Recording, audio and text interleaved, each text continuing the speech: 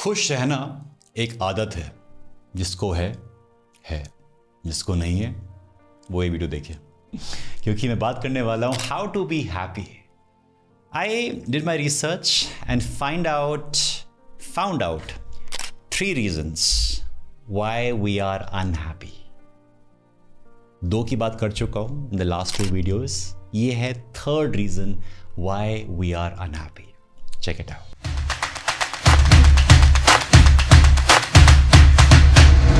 मुझे लगा था कि मेरी लाइफ बहुत ही ऑर्गेनाइज्ड है, जब एक दिन after a fight I asked my wife कि you don't look happy, why did you marry me?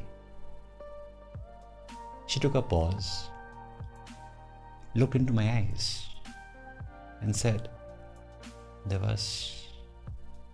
I thought there was a return policy. We do think before taking a decision, right? Probably my wife also did.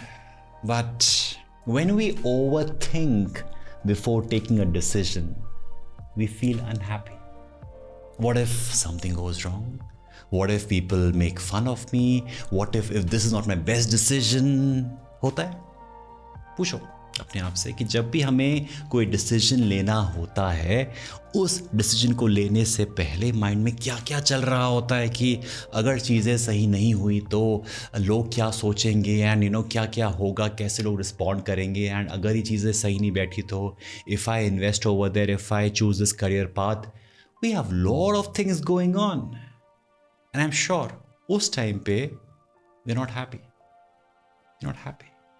Let's understand कि हम लोग ज़िंदगी में decisions लेते कैसे लेते हैं। मुझे याद है जो मेरा डिसीजन था स्कूल टाइम पे कि मुझे साइंसेस लेनी है। वो क्यों लेनी है? बिकॉज अच्छे नंबर आए थे क्लास 10th में। आपके भी आए होंगे तो आपने भी साइंस ली होगी ना, क्योंकि हमारा स्कूल, हमारा समाज कहता है कि अगर आप एक होशियार बच्चे हो तो आप साइंस लो, अगर थोड़े से बेकार हो तो गो फॉर कॉमर्स, अगर ज़िंदगी में कुछ नहीं करना तो आर्ट्स लो। ऐसा कहा जाता था एंड मैंने उसका पालन किया और मैंने पूरी निष्ठा के साथ 2 साल साइंस पढ़ी, उसमें मेरा कोई इंटरेस्ट नहीं था।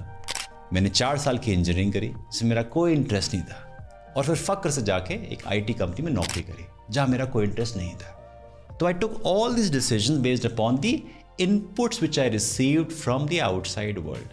खुद की तो बुद्धि थी नहीं, खुद की तो अवेयरनेस थी नहीं, इसीलिए जो लोगों ने बोला वो मैं करता चला गया। And in life we take decision based upon how much awareness we have about ourselves और अबाउट अवेलेबल ऑप्शंस। अगर मुझे उस समय पता होता कि दिवस तेरी स्ट्रेंथ्स क्या हैं, तेरे इंटरेस्ट क्या हैं, क्या क्या ऑप्शंस अवेलेबल हैं, क्या क्या चीज़ें मैं कर सकता हूँ, लेकिन जितनी अवेयरनेस थी उसके बेस पे डिसीजन लिया गया। द सेकेंड रीज़न इज़ कि आपके पास कितनी रिसोर्सेज है। मैं बोलूँ कि पापा मुझे ना क्लास 12 के बाद आप US भेज दो पढ़ने के लिए। अरे भाई कितनी रिसोर्सेज हैं आपके पास, क्या आप अफोर्ड कर सकते हो, नहीं कर सकते हो? मैं बोलो कि यार मन तो मेरा है कि मैं बस एक जेट ले लूँ अपने लिए, या फिर वो जो एक फेरारी है ना वो ले लेता हूँ। आप कार लेने से पहले जब एक डिसीजन लेते हो, ये सोचते हो, you do look at the resources that you have. Same for buying anything, you do look at the resources that you have. And also आपके पास कितना समय है, how much time do you have? अगर आपके पास बहुत ज़्यादा समय है, you'll take a decision accordingly. If you have less time to take a decision, then it's that ways. So, if I have to simplify, तो एक अच्छा डिसीजन लेने के लिए आपको 3 चीज़ें चाहिए: awareness, resources or time. ART. So can we say that taking better decision is an art? एक कला है, is an art. Awareness, resources, time. The more awareness you have, you will take better decisions. The more resources you have a chance to take more better decisions. And the more time you have, you can consult a lot of people, think through the problem, and then take a decision. So people are unhappy even after taking a decision. होता है। Decision लेने से पहले तो over thinking होती है, जिसकी वजह से हम लोग अनहैप्पी हो जाते हैं। कुछ लोग डिसीजंस लेने के बाद भी खुश नहीं रहते, राइट।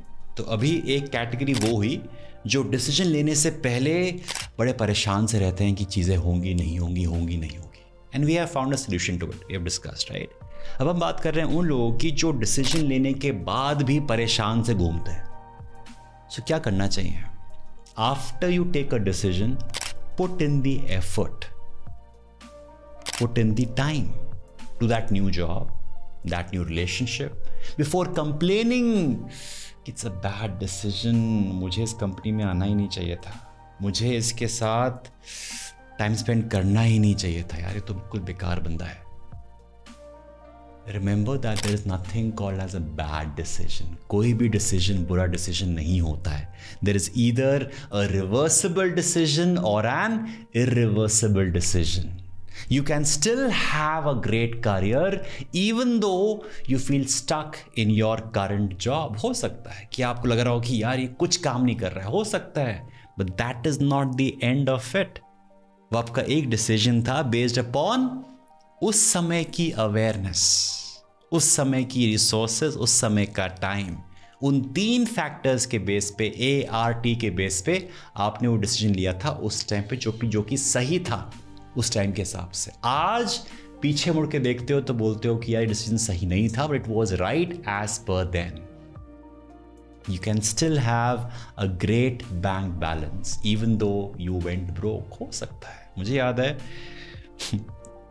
एक ऐसा टाइम था जब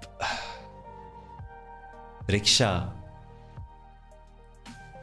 नहीं लेता था कि नहीं यार चल के चले जाएंगे, लेकिन रिक्शा वाला 8-10 रुपए लेगा, कोई नहीं। सुनने में काफ़ी फिल्मी लगता है ना ये, बट देन किया ये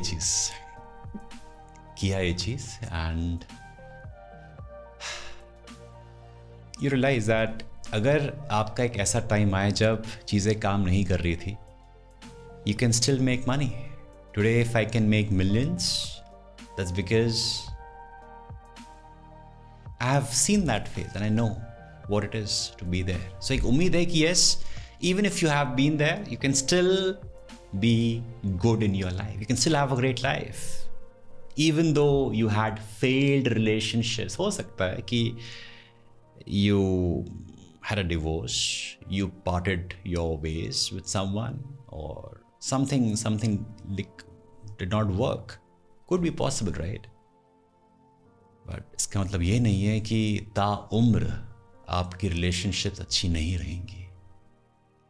यस, ये सभी decisions are reversible decisions which are teaching you, building you and making you the unique you. मैं सोचता हूँ कि जो भी डिसीजन मैंने लिए, सही गलत जैसे भी थे, उन्हें कैसे बोल सकते हैं हम लोग, वो सही गलत थे ही नहीं। वो डिसीजन सही थे उस समय के हिसाब से, और उस डिसीजन ने मुझे बहुत कुछ सिखाया, समझाया, और आज जो हूँ वो बनाया।